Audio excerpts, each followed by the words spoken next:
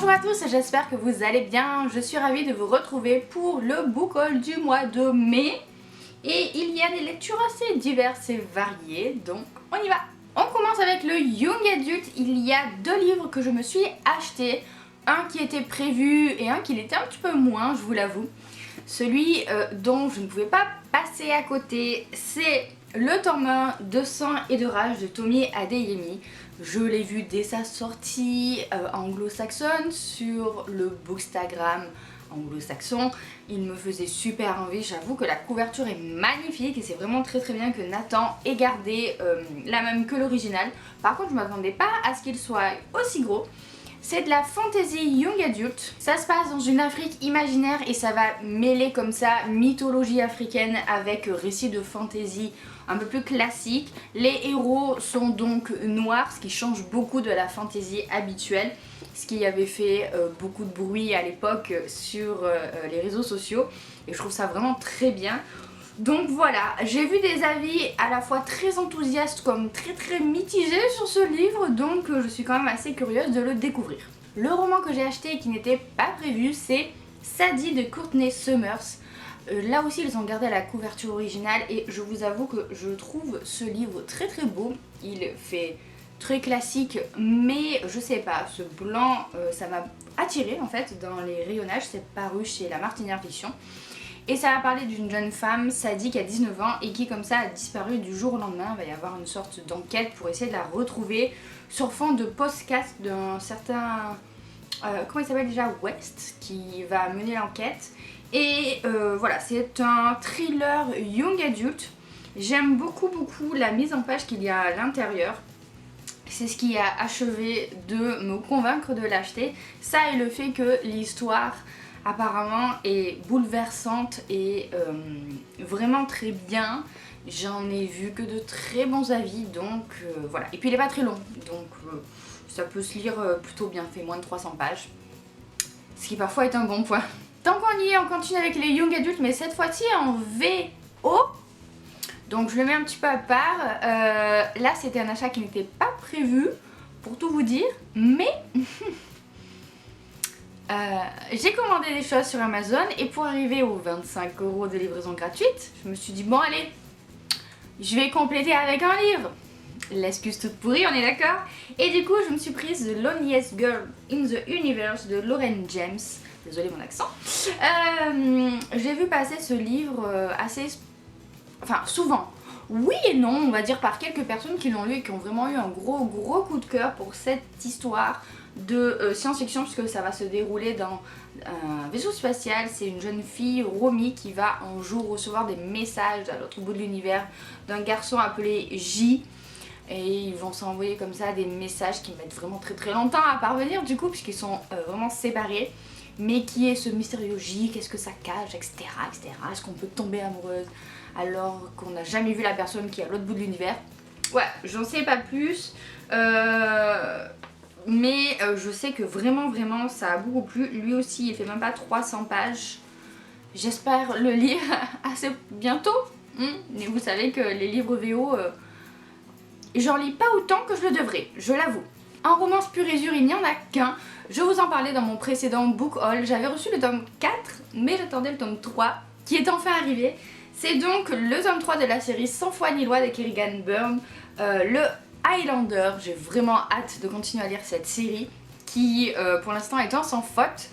Ici on va parler d'un soldat qui revient de guerre, qui est un marquis, hein, mais qui est une vraie brute et il va engager une gouvernante pour ses enfants à son retour et bien sûr ça va pas se passer aussi gentiment que ça le devrait.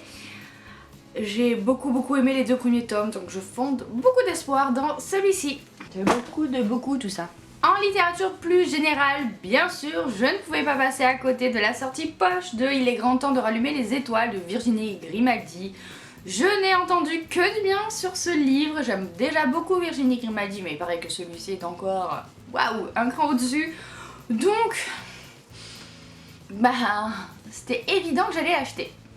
Ça va parler d'un road trip en Scandinavie avec un camping-car, une mère et ses deux filles qui vont, je pense comme ça, renouer contact. Voilà, c'est du Virginie Grimaldi, je pense très très bon, donc je me les garde pour les moments, les Virginie Grimaldi en fait je me les garde pardon, pour les moments où je sais que j'ai une petite panne de lecture ou voilà que j'ai rien envie de lire de spécial, je sors un Virginie Grimaldi et c'est toujours nickel. Ensuite je vous présente 2 livres qui étaient chez ma grand-mère que j'ai récupérés puisqu'on a dû vider son appartement. Le premier c'est un Musso, c'est justement un appartement à Paris. Musso j'en ai lu quelques-uns, j'en fais pas des folies, j'attends pas à chaque fois ses derniers livres comme si c'était le Messie parce que je trouve qu'ils se ressemblent assez. Mais bon, voilà, il était là, je me suis dit pourquoi pas. Apparemment ça va parler d'une ex-flic et d'un auteur qui ont loué le même appartement et qui vont devoir cohabiter. Bon gré mal gré, mais cet appartement cache des secrets et ils disent que c'est un thriller. Alors écoutez, on verra bien. Je vous avoue que je savais même pas, je viens juste de lire la 4ème de couverture, je ne savais même pas quelle était l'histoire. Mais ceci dit, vu comme ça, ça me tente. D'ailleurs n'hésitez pas à me dire si vous l'avez lu, ce que vous en avez pensé. Et même chose pour le Agnès Ledig, on regrettera plus tard, ça c'est moi qui l'avais offert à ma grand-mère à Noël dernier. Et du coup bah voilà, je le récupère puisqu'elle l'a lu, elle a beaucoup aimé. C'est l'histoire d'une institutrice de village qui va accueillir un soir un homme et sa fille chez elle, qui va les aider. Et voilà, j'ai jamais lu encore d'Agnès Ledig, je sais que c'est quand même un scandale on va dire, mais je n'ai jamais lu. Pourquoi pas commencer par celui-ci. Alors, les 2 prochains achats ont été fortement influencés par un film que j'ai vu récemment, qui est disponible sur Netflix et que je vous encourage à aller voir si jamais vous avez cette plateforme. C'est le film Les Suffragettes qui m'a bouleversée, je vous en ai parlé sur Instagram, je l'ai trouvé absolument génialissime et je ne connaissais pas beaucoup l'histoire des suffragettes en Angleterre et ça m'a retournée. Du coup j'ai voulu essayer de trouver des livres comme ça, un petit peu en rapport avec le féminisme, avec les suffragettes ou cette époque historique dans les années 20. Et donc en tapant comme ça un petit peu au hasard, je suis tombée sur ce livre-ci, Perline, Clémence, Lucille et les autres, qui se passe pendant la Première Guerre mondiale et un petit peu après. Ça va parler de femmes qui, pendant la Première Guerre mondiale, alors que les villages sont désertés, vont devoir se mettre au travail. Et les critiques sur Amazon sont dithyrambiques. Du coup je me suis dit, oulala, cherche pas, en ce moment j'aime bien les romans historiques. Ça parle de femmes, apparemment ça a un petit lien avec les suffragettes ou en tout cas avec l'émancipation des femmes à la même époque historique. Voilà, j'ai pas cherché à savoir plus que ça, je l'ai pris, il est quand même assez connu de ce que j'ai compris, donc je sais pas quand est-ce que je vais le lire parce qu'il est bien gros, mais j'ai pas pu résister. Et justement, toujours en rapport avec le féminisme, je suis très branchée féminisme en ce moment, j'ai acheté le féminisme de la petite bibliothèque des savoirs. Ce livre essaye de nous expliquer ce qu'est le féminisme en 7 slogans assez connus qui sont écrits ici. Et je vais essayer de vous montrer un petit peu de l'intérieur ce que ça donne. Ce que j'ai aimé, c'est qu'il y a quand même pas mal de textes. C'est pas juste des dessins comme ça, des bandes dessinées qui contiennent peu d'écrits. Moi j'ai envie d'avoir des explications. Du coup voilà, je l'ai vu passer en fait sur la chaîne de Sita tout court dans, je crois justement, sa vidéo sur le féminisme en BD ou quelque chose comme ça. Et voilà, j'ai pas résisté là non plus. Et enfin pour terminer, une autre bande dessinée, mais qui pour le coup, là prend un petit peu le contre-pied des autres lectures que je vous ai montrées, c'est Mars et Vénus. Alors, je n'ai jamais lu Les hommes viennent de Mars, les femmes de Vénus. Je le découvrirai comme ça en bande dessinée et je sais pas si je vais aimer ou pas clairement parce que j'ai peur que ce soit justement plein de clichés genrés. Donc on verra bien. On a dit avec mon mari qu'on le lirait ensemble, voilà, quelques planches comme ça par-ci par-là, pour voir un petit peu si on est d'accord et si on partage ce que ce livre a à dire. Mais le format est sympa parce que le livre coûte moins de 8 €, c'est un format presque poche.